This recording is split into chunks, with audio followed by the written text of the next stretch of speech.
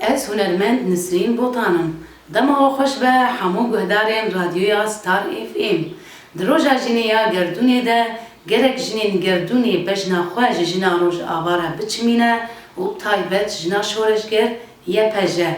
Di roja jinê ya gerdûnê de ez li hemû jinên cîhanê pîroz dikim, silav dikim û aniya we maç dikim. Jin jiyan e. Ez vê stranê diyarî hemû jinên cîhanê dikim.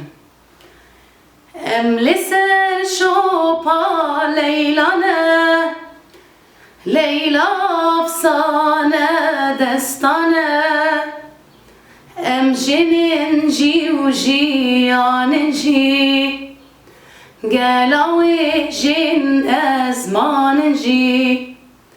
Kilî çavê şervana lê di şer de şervan jî, kilî çavê şervana lê di şer de şervanın jî.